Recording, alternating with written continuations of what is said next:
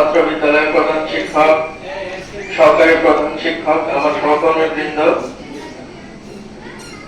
এবং উপস্থিত অত্র অঞ্চলের সম্মানিত সুধীমণ্ডলী, অভিভাবকবৃন্দ, আমার সহকর্মীবৃন্দ, সবাইকে জানাই শুভেচ্ছা।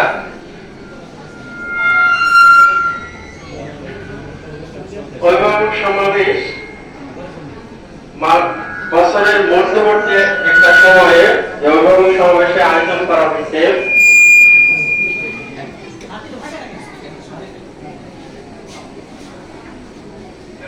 অভিভাবক সমাবেশ একটা সুন্দর পরিবেশে, মনোমুগ্ধকর একটা পরিবেশে অনুষ্ঠিত হচ্ছে।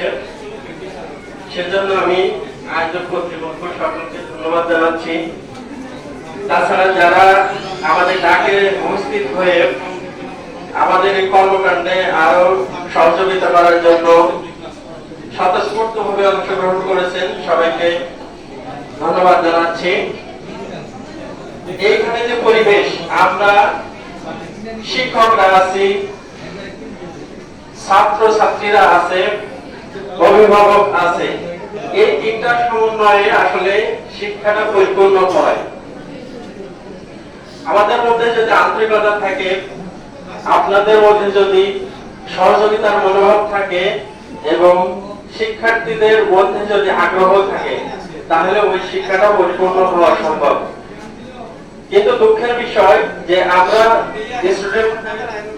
শিক্ষার্থীদেরকে স্কুলে পাঠিয়েই নিজেদের দায়িত্ব মনে হয় শেষ হয়ে গেছে, যা করে স্যারের উপরে ছেড়ে দিলাম।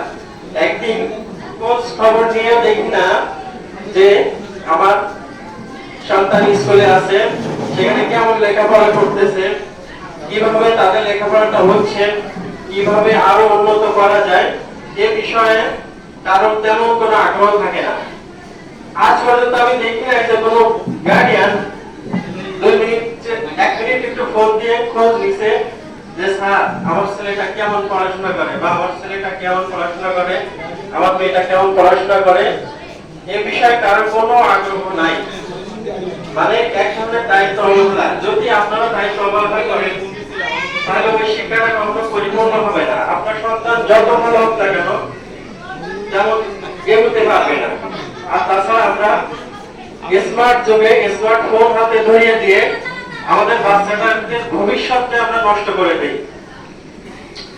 এই বিষয়টা আমরা এত অবহেলা করি, অবজ্ঞা করি যে তারা তাদের মতো স্মার্টফোন গুলো চালাচ্ছে, আর আমরা গার্ডিয়ান হিসেবে সেটা নিয়ে গর্ব করতেছি, অহংকার করতেছি। অথচ বাচ্চাদের হাতে যে ফোনটা ধরিয়ে দিলেন, তার ভবিষ্যৎটা আপনি নিজেই নষ্ট করলেন, কিন্তু আপনি তার অজান্তেই এগুলো করলেন। আমি আশা করব যে আমরা আজকের এই প্রোগ্রাম থেকে একটা সিদ্ধান্ত নিব, সেটা হলো যে শিক্ষার্থীদের পড়াশোনার বিষয়ে আমরা স্যারদেরকে সহযোগিতা করব, সমস্যাগুলো জানাবো,